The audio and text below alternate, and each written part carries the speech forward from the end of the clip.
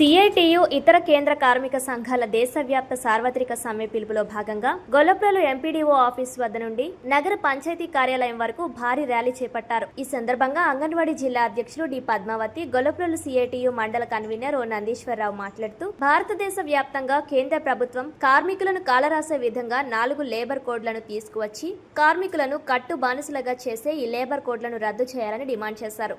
ప్రభుత్వ, ప్రైవేటు రంగంలో పనిచేస్తున్న వారికి సమాన పనికి సమాన వేతనం కల్పించాలని, సుప్రీంకోర్టు తీర్పు ప్రకారం వేతనాలు చెల్లించాలని డిమాండ్ చేశారు. గతంలో పెండింగ్లో పెట్టిన క్లెయిమ్లను తక్షణమే విడుదల చేయాలని, సహజ మరణానికి 5 లక్షల రూపాయలు, ప్రమాదవశాత్తు మరణానికి 10 లక్షల రూపాయలు ఇవ్వాలని డిమాండ్ చేశారు. ప్రజలకు ఆటంకం లేని పరిశ్రమలు ఏర్పాటు చేసి నిరుద్యోగులకు ఉపాధి అవకాశాలు కల్పించాలని ఈ సమ్మె ద్వారా డిమాండ్ చేశారు. యూటీఎఫ్ మండల బాధ్యులు ఎం సత్యనారాయణ, కె నాగేశ్వరరావు కార్మికులు చేస్తున్న సార్వత్రిక సమ్మెకు ఐక్య ఉపాధ్యాయ ఫెడరేషన్ తరపున మద్దతు తెలియజేశారు. ఈ కార్యక్రమంలో అంగన్వాడీ జిల్లా అధ్యక్షురాలు దడాల పద్మావతి, సిఐటియు మండల కన్వీనర్ ఓఎస్ నందీశ్వరుడు, చేబ్రోలు భవన నిర్మాణ కార్మిక సంఘం అధ్యక్ష కార్యదర్శులు P Ramana, T Ravibabu, municipal sanitation workers union president అల్లం రాజు తదితరులు పాల్గొన్నారు.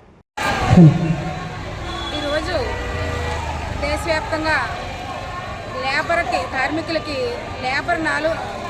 లేబర్ కోడ్ అమలు చేసిన కారణంగా ఈరోజు దేశవ్యాప్తంగా ఎంఆర్ఓ ఆఫీసుల దగ్గర కార్మికులు అందరూ కూడా ఈవేళ ధర్నా పిలుపుకోవడం జరిగింది.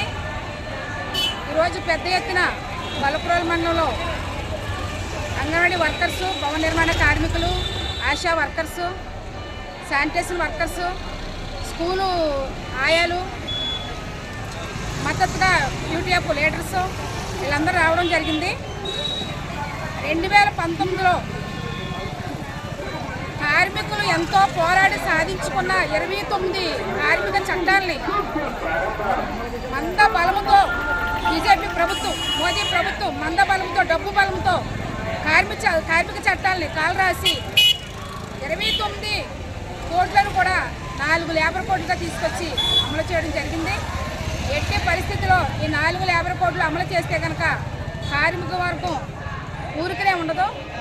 ఉవ్వెత్తున పోరాటాలకు మేము సిద్ధమని మేము ఈ సందర్భంగా మేము డిమాండ్ చేస్తున్నాము. ఈ లేబర్ కోడ్లు వెంటనే రద్దు చేసి అవుట్సోర్స్ ఉద్యోగులు రెగ్యులర్ చేయాలి. కార్మికులకు కనీస వేతనం, పెరుగుతున్న ధరలకు అనుగుణంగా కనీస వేతనం అమలు చేయాలి.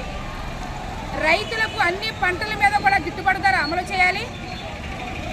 భవన నిర్మాణ కార్మికులకు సంక్షేమ బోర్డు మళ్ళీ పునరుద్ధరించాలి. కార్మికులు ఎవరైనా చనిపోతే బీమా 10 లక్షలు ఇవ్వాలి. ఈరోజు ఒక ఎమ్మెల్యే జీతం చూస్తే, ఒక ఎంపీ జీతం చూస్తే అందరికీ తెలుసు ఏ రీతిగా పెంచుకుంటున్నారో వాళ్ళ అలవెన్స్లు, వాళ్ళ అద్దెలు, వాళ్ళ జీతాలు. కార్మికుల పట్ల ప్రభుత్వం చాలా చిన్న చూపు చూస్తుంది. కేంద్ర ప్రభుత్వం ఈ రోజు చేసిన సమ్మెను దృష్టిలో ఉంచుకొని ఏమైనా దిగువచ్చి కార్మికుల పట్ల ఒక ఆలోచన చేస్తే మంచిదని మేము ఆలోచిస్తున్నాము. లేని పక్షంలో పోరాటాలు మరింత ఉధృతం చేస్తామని ఈ సందర్భంగా డిమాండ్ చేస్తూ డి పద్మావతి, కాకినాడ జిల్లా సిఐటి నాయకురాలు.